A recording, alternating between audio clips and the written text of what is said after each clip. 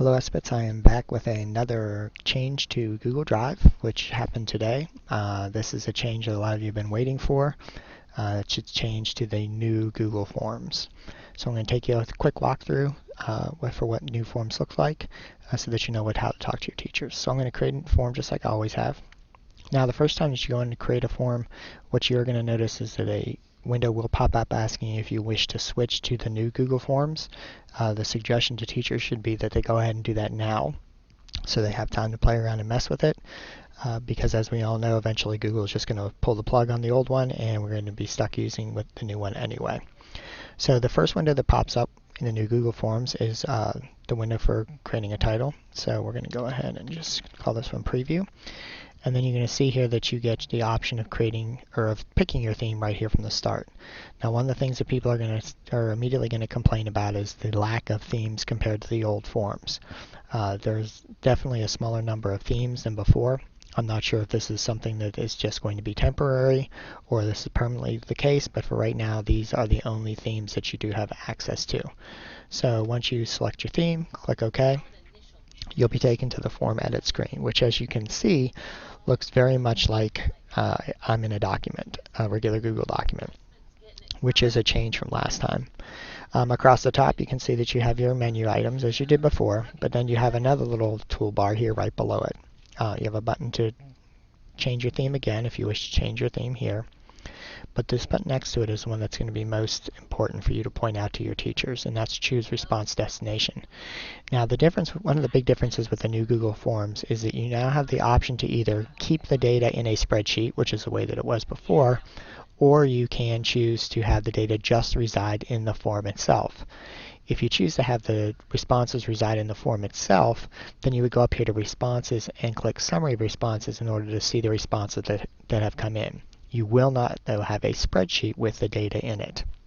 If I wish to have a spreadsheet that collects the data, I'm going to click on the Choose Response Destination, and then I'm either going to choose to create a new spreadsheet, or if I already have a spreadsheet I want the information to go into, I can choose that. So I'm going to go ahead and leave this. It says Preview Responses, and I'm going to click Create,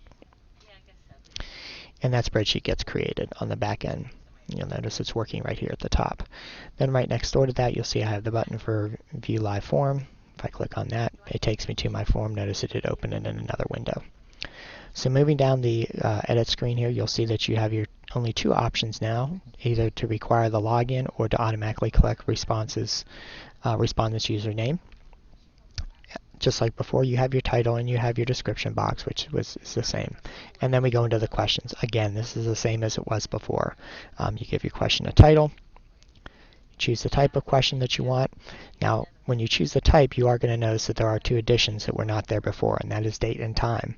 What you can now do on a Google form is ask people to choose a date or choose a time related to the information that you're gathering. So those are two new question types that were not there before. I'm going to leave it multiple choice.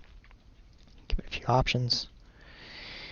You can see one of the other nice things is it's easy to move options back and forth. And when you're done, you'll click Done just like you did in the past. Nothing really different. You'll see now that the Add Item button has been moved from the top down here into underneath the last question that you have. And if I click on the down arrow next to it, you'll see I have all my choices. One of the new things, though, that you're going to see, and this is the thing that's going to excite a lot of people about the new Google Forms, is you now have the ability to add images within your form. So we'll go ahead and look at that real quick. I'm going to click on Image. And then you'll see that you have the option of choosing your own image or going to search and finding an image yourself. So I could choose to upload an image from my computer. In this case, I'm just going to go ahead and search for a picture.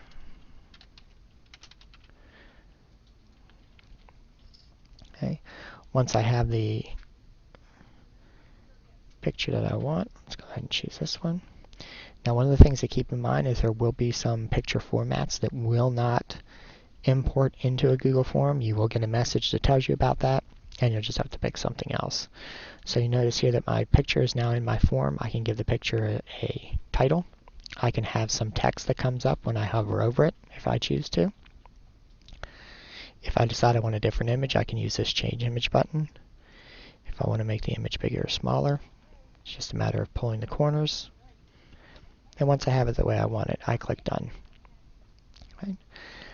So my map here of the United States, actually this is a map that I want the kids to look at before they actually read the question. So just like a regular question type, I can drag it above it, and now you'll see that the picture exists before the question. If I go to my live form, you'll see there's what it looks like. So this is a really big change in Google Forms. I think it's a change that really is going to impact what our teachers do in the classroom a lot. It's probably going to be one of the first things that you're going to want to point out to them that they can now do in the new Google Forms. Then below the questions, you'll see there's a confirmation page options here where you can actually put in what you want the response to be once they hit submit. If you want something specific to come up on the page, that's there. And then it's done. Okay. One of the last changes that I wanted to make you aware of is that you now have the ability to work on a form with somebody else, which was not the case. So I'm going to go ahead and close my form, come back here to my drive, and you'll notice that here's my preview, right, like it was in the past. But if I find it in my list,